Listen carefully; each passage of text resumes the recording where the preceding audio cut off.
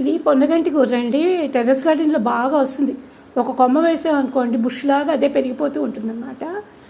తప్పకుండా పొన్నగంటి కూర అయితే అందరూ పెంచుకోవచ్చు. ఎండాకాలం లేదు ఏం లేదండి, ఆల్ సీజన్ వస్తుంది చక్కగా. నాకు 2-3 కుండీల్లో బాగా ఉంది. ఇవాళ పొన్నగంటి కూరతోటి పొడిపప్పు చేద్దామని మొత్తం కూరంతా కోసానండి.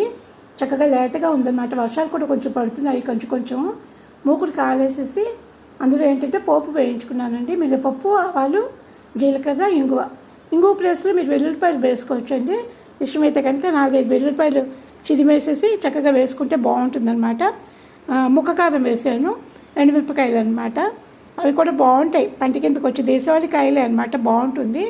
ఇవి వేగిపోయిన తర్వాత ఆకుకూర తీసుకొచ్చేసి అందులో వేసేయాలండి. బాగా మెత్తగా అయిపోతుంది, లేత కూర కదా, చక్కగాను చాలా మంచిగా అయిపోతుంది అనమాట.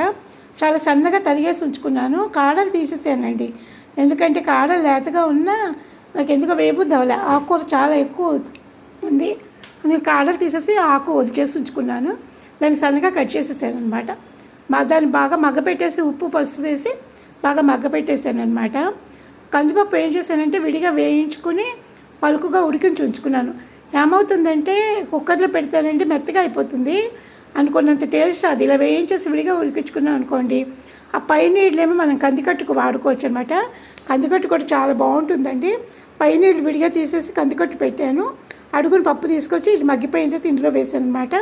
ఇందులో ఉప్పు పసుపు వేసేసి మగ్గిపెట్టాను కదా, ఈ కందికట్టుకు వేరేగా తీసుకుంటున్నాను. ఇందులో ఇంకేం వేయమండి ఈ కందికట్టులోను.